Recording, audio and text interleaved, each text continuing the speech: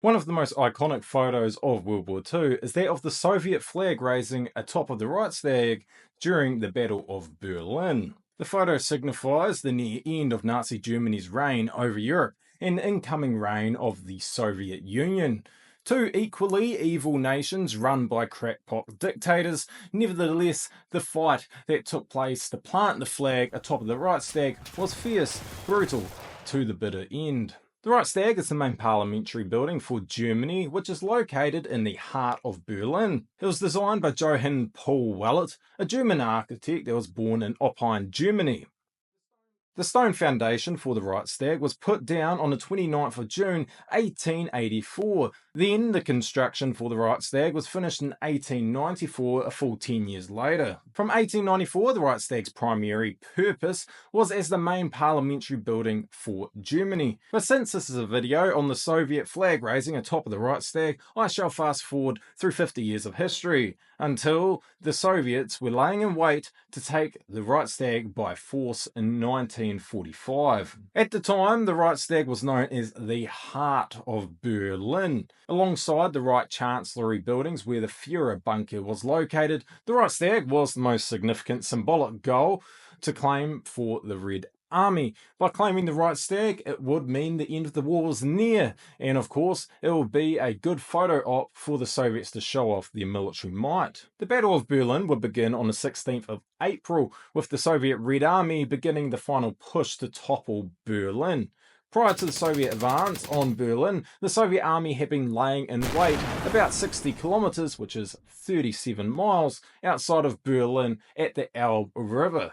The Soviets would not begin to enter the area of Berlin until the 23rd of April 1945, after they had secured a majority of the surrounding area around Berlin. On the 30th of April 1945, Joseph Stalin, the Soviet dictator, wanted the Reichstag taken in time for the May Day parade. That was to be on the 1st of May, the very next day, but this was going to be a little bit tricky. What actually happened during the assault on the Reichstag is a little bit hazy due to poor communication at the time of the assault, and also less than substantial record keeping by the Red Army. Prior to the final assault, the Soviet forces must take the outer buildings surrounding the Reichstag. The main culprit of headache at the time for the Soviets was the vast complex that was the Ministry of Interior. It was a labyrinth of offices that must be taken prior to the assault on the Reichstag itself. By the morning of 30th of April 1945, the Ministry of Interior was nearly secured. However, there was the occasional skirmish that appeared on top of the vast building on the rooftops, but this was only a small headache at the time for the Red Army. In the early hours of the morning of April the 30th, 1945, the Soviet Red Army lay in wait about 400 yards away from the Reichstag. Between them and their target was a maze of barbed wire, shell craters, trenches, and just genuine hell. Every conceivable way that the Soviets could think of to take the Reichstag was guarded by German troops. These troops were ready and willing to give their life for their fatherland and their Führer. Even though the Germans were determined to protect their symbol of government, the Soviets were even more determined to take it. At the time, the Soviet officers decided to make it a little bit of a competition for what unit can put a flag atop of the Reichstag. The units that would lead the charge to pretty much certain death were all equipped with large Soviet flags, which had an extra large hammer and sickle, so that there would be no doubt that the Reichstag was now occupied and taken by the Soviets. At 5 a.m. there was a bombardment that shook the Reichstag to its very core. This then preceded the inevitable charge at 6 a.m. of bullet sponges that followed the bombardment. Many men from the first wave were pretty much just cut down flat, like Swiss cheese, within a couple yards from their very own front line. Heavy fire rained down upon the Soviets from buildings that were close by that hadn't been taken yet by the Soviet Red Army. One of these buildings was the Opera House. In order to capture the Reichstag, the Soviets must take the Opera House. So all attention was then diverted from the Reichstag to the Opera House. It was not until late in that morning that the Opera House was finally secured and taken by the Red Army after brutal fighting. However, this also gave the Soviets extra time to welcome in reinforcements for the final assault. The men who were already fighting to take the Reichstag welcomed new tanks, artillery, and more men to join the brutal fight that was about to take place. During all this, the German forces were using anti-aircraft guns that were atop monstrous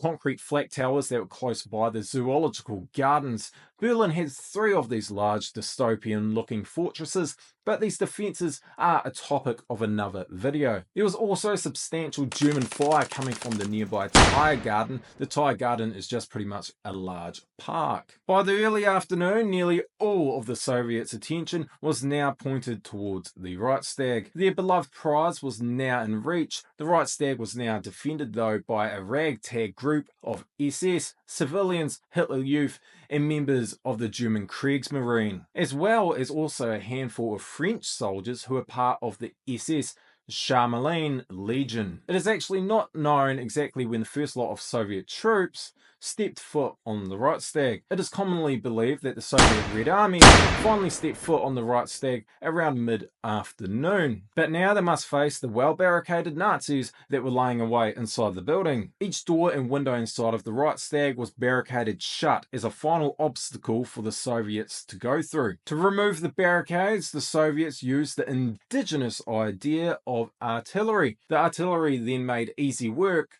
of the barricades, and now the Soviets could make their way inside of the fascist lair. As the Soviets stormed the Reichstag, they were met by a wave of grenades and Panzerfaust. The fighting was pure chaos. This was close-quarter combat, and the day was starting to go dark. The selected men who were carrying the Soviet flags were ready to run up the top of the building to plant the flag. However, many of these men were mowed down like pigs to slaughter. The best weapons the Soviets had at their disposal to combat the German defences were grenades and submachine guns. The primary submachine guns that the Soviets used were the PPSH-41 and the PPS family of submachine guns. These firearms were perfect for the close combat within the Reichstag, with themselves due to the high rate of fire and their low recoil. A couple hundred of the German defenders would then scurry away and make their way to the basement of the Reichstag. Meanwhile, the remaining defenders inside the Reichstag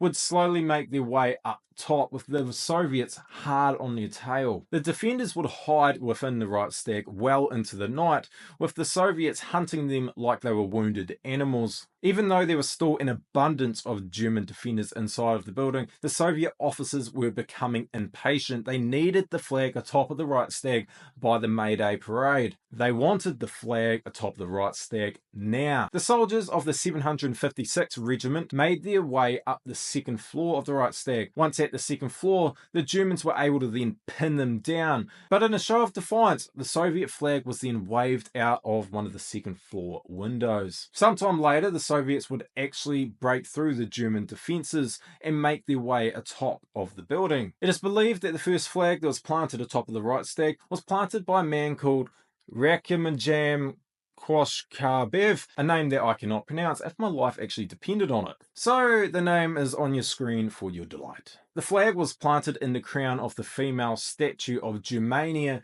by 10:40 p.m. However, the Reichstag still had an abundance of German fighters that were hidden within the maze, and they were being stalked by a wolf pack that was the Soviet army. During the night, the Germans actually managed to take down the first Soviet flag that was planted atop of the Reichstag, but by May the 2nd, the Soviets had pretty much pacified the remaining German defenders within the Reichstag. And then a man called Evgen Khalidi called over 3 random soldiers to help him with the task of hoisting a flag atop the Reichstag. The flag was made with pieces of tablecloth that were to be solely hoisted above the Reichstag to show that the Soviets were here and here to stay. The soldier who then had the honour of raising the flag above the Reichstag as Evgen Khalidi took a photo was Private Kovlev. 2 other soldiers also helped make sure Private Kovlev did not fall off the side of the Reichstag, and they were also caught in the picture. And they were Abdul Kakim Ismailov and Leonid Gorbachev. And this is when the famous flag of the raising atop the Reichstag was taken, with the flag now proudly dangling above the ruined and smouldering city of Berlin. The Germans then knew that the battle for Berlin had been lost, and the Nazi Empire had pretty much all but collapsed. But this is not where the story ends. The original photo would be altered due to Abdul Hakim Ismailov having two wristwatches on his wrist. The Soviet officials then believed that this meant Ismailov looted the watches from the dead during the war. Not only was just one of the watches removed from his wrist, but there was also extra smoke added to the background of the photo for the sole reason of making the photo actually look a little bit more dramatic. The iconic image of the Soviet flag being raised above the burning ruins of the fascist metropolis of Berlin is an image that is burned into many people's minds at the end of the European theatre of World War II. To this day, the image still resonates with many history buffs that defines the end of Nazi Germany. Thank you all for watching. I'm Ben, and this has been Doing History. This is my first video like this. I do have another channel called Ben Doing Things, which is primarily about firearms. So if you want to watch some videos about firearms, the link for that other channel is in the description below. Now, I hope you like this video. It is my first video I've made like this. So please do give this video a like, comment saying if you wish, share it around with your mates if you want. And once again, thank you for watching, and goodbye.